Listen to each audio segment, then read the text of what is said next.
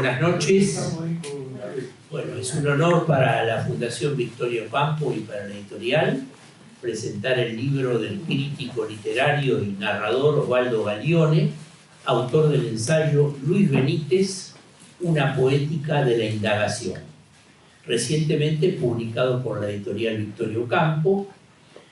Y voy a hacer un breve reseña del currículum del autor, de Osvaldo Galione. Nació en Buenos Aires en 1959, publicó anteriormente 2 poemarios, Crónica de un poeta solo, en 1975, y Ejercicios de ciego, 1976. 2 volúmenes de ensayo, La ficción de la historia, en el año 2002, y Lectura de 6 cuentos argentinos, 2012. Y 5 novelas, Montaje por corte, 1985, La niña muerta, 2011, Una muchacha predestinada, 2014, La boca del infierno, 2016, y Un cataclismo silencioso, 2021. Ha recibido Galione diversos premios nacionales e internacionales por sus obras en ambos géneros. Entre ellos, el primer certamen de ensayo breve organizado por la Fundación Banco Mercantil en el año 1992, el premio Fundación El Libro sobre aspectos de la vida y obra de Jorge Luis Borges, 1999, y el premio de la Convocatoria Nacional Cuento y Ensayo organizado por San Luis Libro en el rubro ensayo 2010 con la obra Lectura de 6 cuentos argentinos. En narrativa fue galardonado por el tercer premio de la Fundación Inca Seguros en 1995, el segundo premio del diario La Nación en 1997, el tercer premio internacional Viene a Cuento de la Agencia Española de Cooperación Internacional en el 2002. Posteriormente, el premio Novela Corta en el 2011 de Alcobendas, Madrid, España, el premio Mejor Novela, Editores BS, el premio internacional Ángel Garibet en 2014, el premio Tierra de Monegros, España, 2019, y el premio de novela negra Apeiron Ediciones, 2020. En el 2023, el gobierno de la ciudad de Buenos Aires le otorgó un reconocimiento por su trayectoria literaria.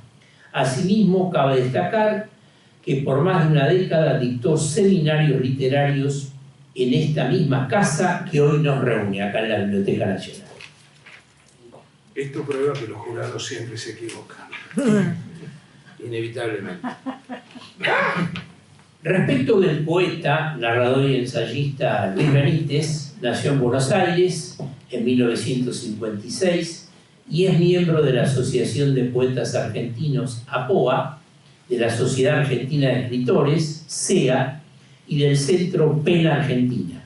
Ha recibido Benítez numerosos premios nacionales e internacionales, entre ellos el premio de poesía La Pol de Poetas, París, 1991, el premio de poesía de la Fundación Amalia Lacroze de Fortabat en 1996, el premio del Concurso Internacional de Ficción Montevideo, 1996, el primer premio Tusculorum di Poesía Sicilia, Italia, en 1996, el premio de novela Letras de Oro, en el 2003 en Buenos Aires, el premio internacional para obra publicada Macedonio Palomino en México, esto fue en el año 2007, el tercer premio municipal Ricardo Rojas de novela en 2022.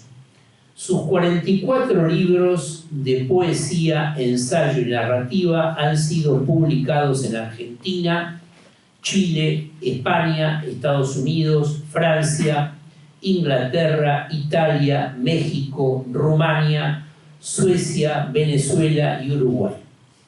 En el corriente año, y con el aval de diferentes academias, universidades, fundaciones y otras instituciones nacionales, españolas y estadounidenses, es el candidato argentino al prestigioso Premio Internacional Carlos Fuentes de la creación literaria en el idioma español, organizado por la Secretaría de Cultura del Gobierno de México y de la Universidad Nacional Autónoma Mexicana.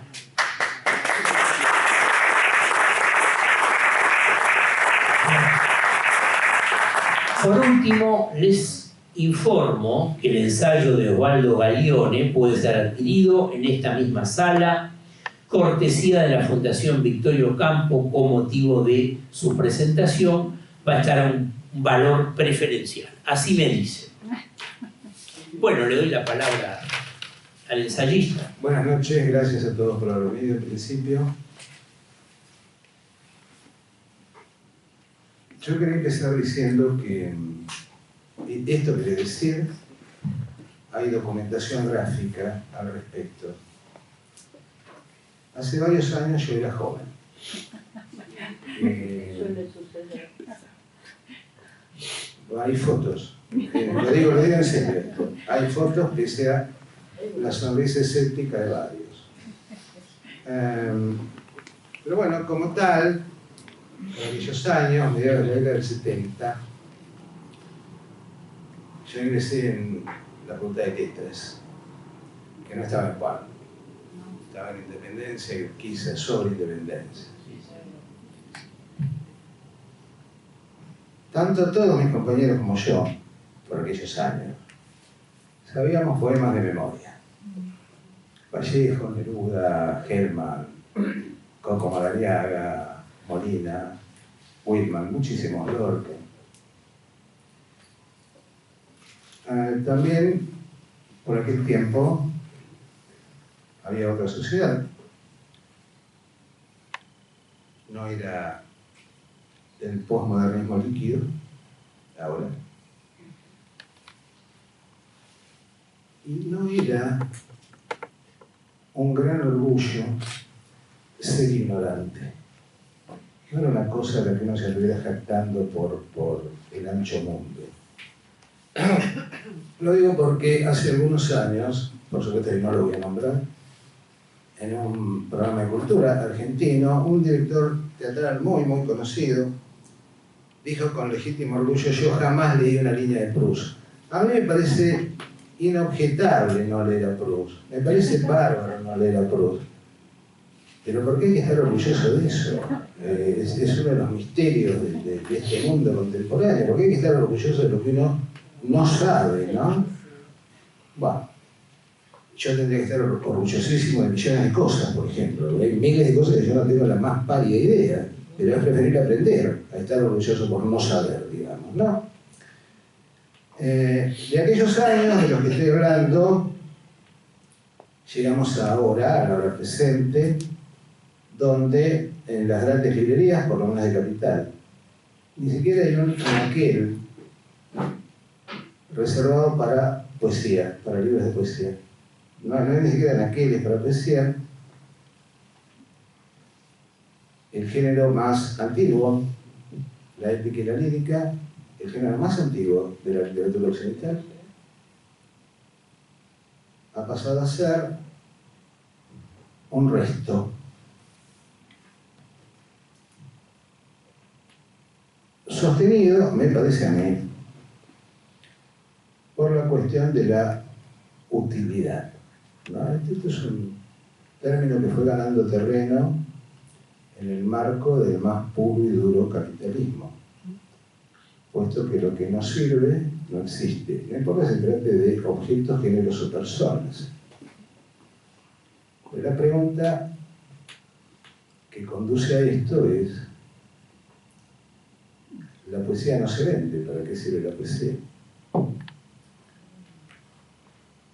No tiene utilidad. En realidad, uno puede pensar que utilidad real, lo digo en el sentido más capitalista del término, utilidad real tiene un calefón. a una estufa, eso sí. Ahora, hay varias cosas que uno hace que no tienen ninguna utilidad. Yo podría preguntar, ¿para qué sirve ir a tomar un café con amigos? No es ningún objeto útil eso. ¿Para qué sirve tener relaciones sexuales sin el objeto de reproducirse? Alguien dirá, bueno, por el placer, pero el placer no es una moneda de cambio de la bolsa, es un valor abstracto eso, tampoco sirve. Hay miles de cosas que no sirven, que son las únicas por las que vale la pena vivir, por otro lado. Ahora, ¿para qué sirve la poesía? Yo creo que esto lo contestó de una vez para siempre Hegel en su libro sobre estética. ¿Para qué sirve la poesía, la filosofía, la música, la estética? Hegel dijo para pensar la vida. Hay cientos de interpretaciones de esta frase hegeliana. A mí me parece que a lo que Hegel aludía era que todos sabemos más o menos cómo es la vida. En general, los padres se mueren antes que los hijos. Sabemos más o menos cómo hay que hacer para vestirse, para ganar plata, para alimentarse. El arte dota de sentido a todas estas cosas. A eso se refiere Hegel cuando dice para pensar la vida. El arte sirve exclusivamente para eso, para dotar de sentido a lo mecanicista. Para eso sirve el arte, no sirve para ninguna otra cosa. ¿Qué quiere decir para un poeta pensar la vida? Bueno, voy a leer un poema que no es de Luis. Escribí un libro entero sobre Luis. No me pidan más. Voy a leer un poema que tiene que ver con esto de pensar la vida para un poeta. Nos han parido con dolor y hemos parido con dolor, ataduras, comuniones del desafecto, acuerdos tácitos del desamor. Hemos parido desencuentros, hemos renovado pactos con la ausencia y el abandono. Nos hemos muerto de pena. Hemos construido un muro con nuestro lenguaje empedrado. Hemos visto la luz.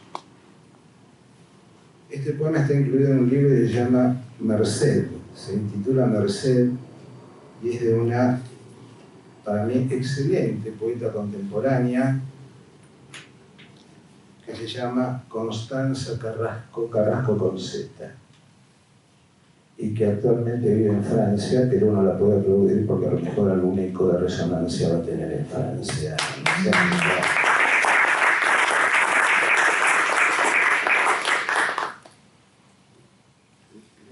Dentro de la poesía yo siempre me pregunté cómo surge, cómo se yergue ese fenómeno, porque realmente es un fenómeno, es una epifanía, el poema. Algo tiene que pasar para que ese poema surja.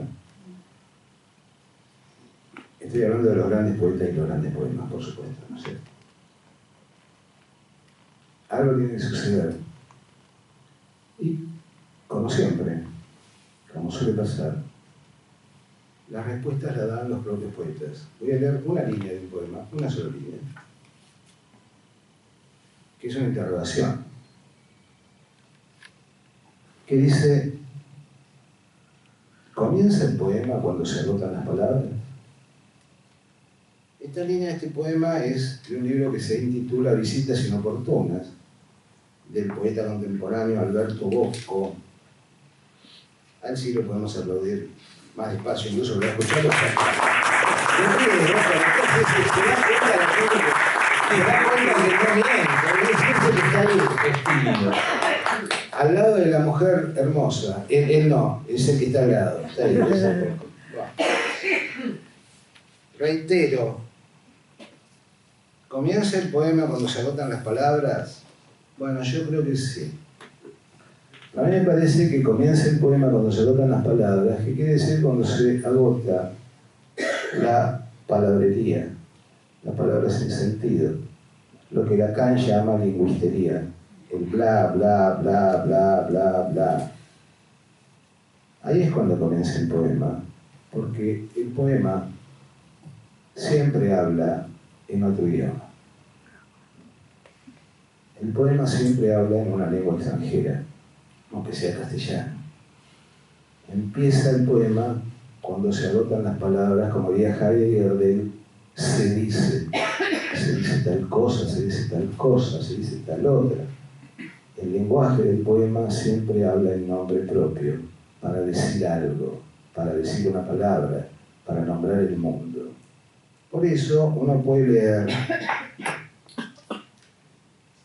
en el canto cuarto de la Ilíada. Qué cultura, che. Impresionante. Esto viste. Pero sí, garpa. Garpa mucho. Sí. En el canto cuarto de la Ilíada dice, esto es antes de empezar el sitio de Troya, incluso antes de que griegos y troyanos se traben en lucha, Homero tarda por lo menos 5 cantos en narrar la batalla y el sitio, y la pelea y la guerra. Por eso antes de todo esto, antes de que ocurra todo esto, Homero, no ningún personaje, no un personaje de la Ilíada, sino Homero, dice: no era de todos igual el clamor, ni único el modo de hablar. Las lenguas se mezclaban, al ser las gentes de múltiples lugares. En principio, en el siglo VIII a.C., lo que hace Homero es adelantarse a la imagen de la Torre de Babel. ¿No? Mucha gente que habla está en el mismo lugar y habla en distintas lenguas. A mí siempre me ha parecido que lo que surge claro y distinto en esa Torre de Babel es la palabra del poeta, es el lenguaje poético. Es el lenguaje que aúna todas esas lenguas que son ininteligibles para hacer la lengua mínimamente legible. Digo legible en términos de comunicación. Una filósofa española que para mí siempre fue fantástica, que toleró en el exilio todos los años de Franco y que volvió cuando cae Franco, que es María Zambrano. María Zambrano dice que probablemente la inquietud filosófica tenga preguntas, pero quien es capaz de dar algunas respuestas es la razón poética. Teniendo en cuenta, parafraseando a Octavio Paz, que el poeta es el único olmo que puede dar peras. Y es un milagro que no es menor. Por todo esto que acabo de decir, desde el comienzo hasta el final, es que escribí un libro de ensayos sobre la poesía de Luis, que a mí me parece la encarnación de la gran poesía argentina, la poesía de Luis. Y si se llama Una indagación poética, es porque la gran poesía indaga, dice para indagar, y para indagar primero se pregunta.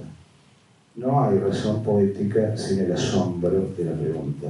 Y a mí me parece que la poesía de Miguel Benítez está atravesada por el asombro de la pregunta y la necesidad de la palabra. Les agradezco la atención y la presencia. Muchas gracias.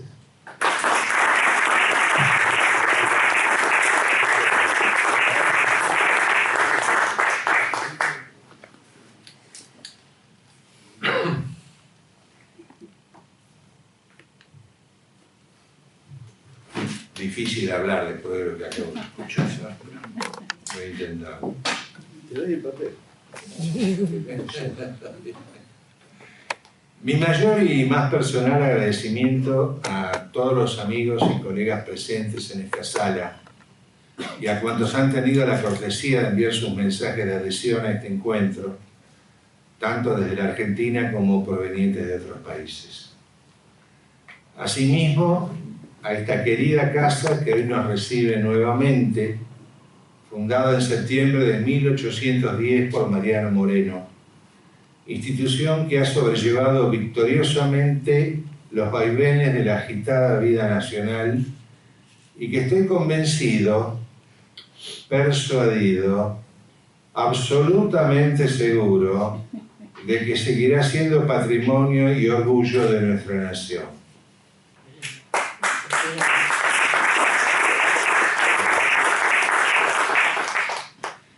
La Biblioteca Nacional, que ha tenido a lo largo de sus 214 años de historia directores de la talla intelectual del mismo Mariano Moreno, José Mármol, Paul Groussac, Jorge Luis Borges, por solo citar algunos.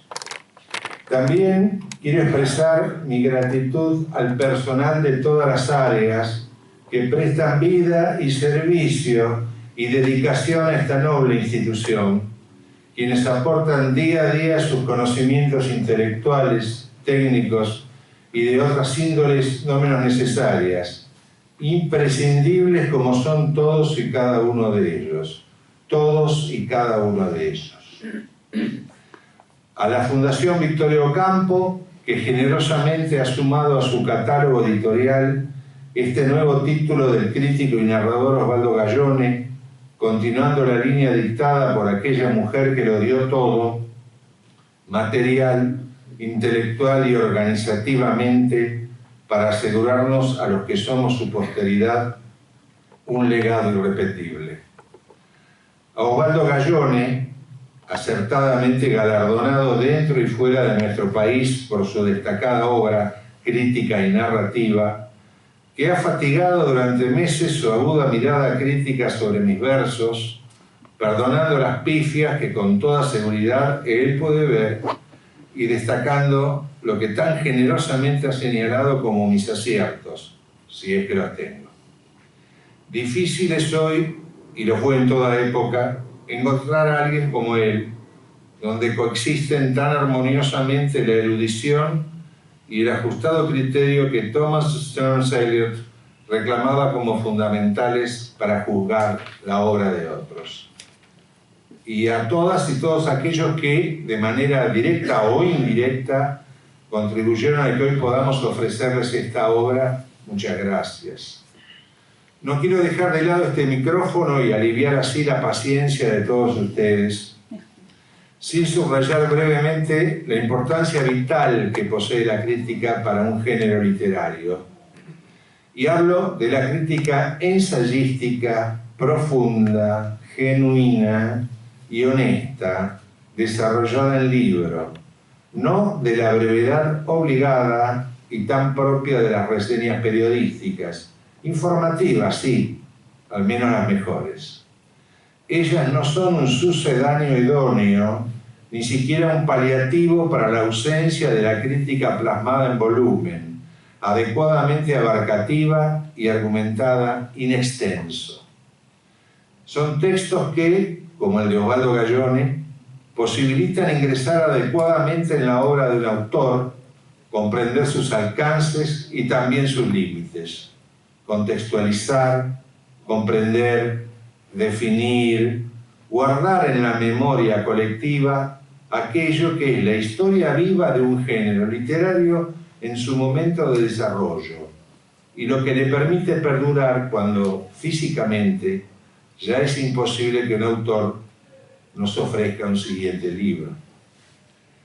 En los 90 recibí en Buenos Aires la visita del poeta italiano Dante Maffia, entonces perteneciente a la generación intermedia del género en su país. En nuestras largas y muy gratas conversaciones, el colega Calabrés, décadas después varias veces nominado para el Premio Nobel, me preguntó dónde podía, en qué librerías, conseguir ensayos sobre poetas argentinos de la generación del 60, del 70 y de la mía propia. Tuve que decirle la verdad y se asombró mucho al conocerla, comparándola con lo que sucedía en su país, me informó.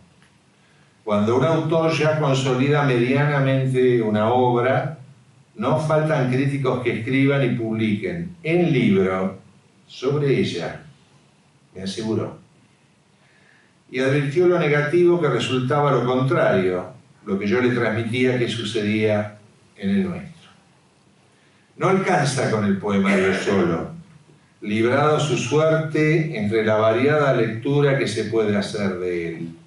Es necesario el criterio, la formación adecuada, la argumentación idónea, para acercarle al lector los elementos precisos que lo introduzcan en esa obra, no para inducirlo a seguir tal o cual directiva, sino todo lo contrario, para discernir luego por sus propios medios.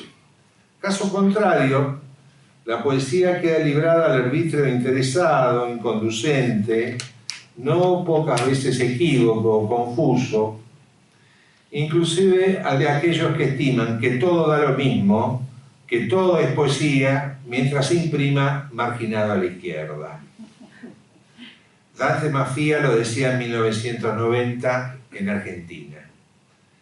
En resumen, me despido de todos ustedes diciéndoles que no hacen falta tantos Benítez, que los hay ya y muchos y muy buenos en todo nuestro extenso país, sino más rigurosos y formados analistas del género, como Osvaldo Gallone, y más sellos como el de la Fundación Victorio Campo, que publiquen sus obras y las hagan conocer, precisamente para bien del género y sus lectores. Sean estos últimos también poetas o no lo sean, habrá provecho. Muchas gracias a todos.